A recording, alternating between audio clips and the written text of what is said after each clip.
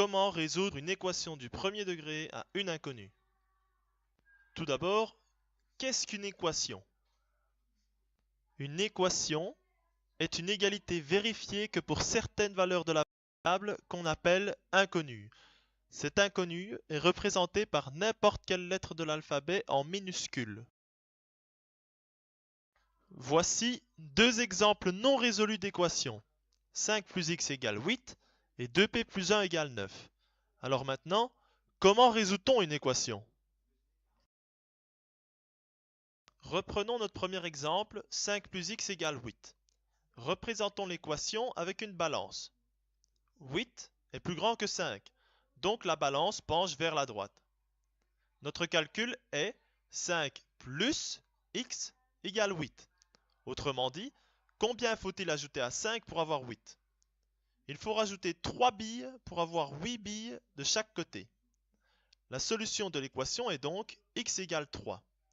Et l'ensemble des solutions est noté avec un grand S, et à côté de l'égal, on note la solution de notre équation entre accolades.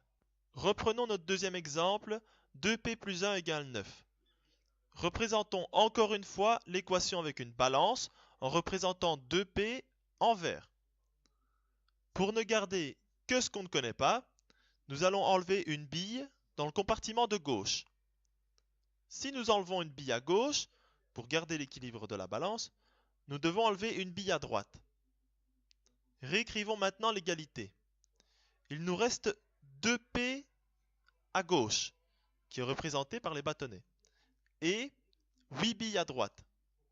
Attention, nous voulons connaître la valeur de p. Ici, nous avons 2 fois p. Il faut donc diviser 2p par 2 pour obtenir p. Si nous divisons par 2 à gauche de l'égalité, nous devons le faire à droite. La solution de notre équation est 4. Donc, p égale 4. N'oubliez pas de noter l'ensemble des solutions en fin d'équation. Nous allons maintenant faire une petite synthèse de ce que nous avons vu, mais avec le vocabulaire adéquat. Nous avons ici une équation, 5x plus 3 égale 13. Dans une équation, il y a deux parties qui sont séparées par un symbole d'égalité. Ces parties sont appelées les membres de l'égalité. Il y a le membre de gauche et le membre de droite. Rappelez-vous qu'il ne faut garder que ce qu'on ne connaît pas. Donc on va retirer 3 à gauche et à droite.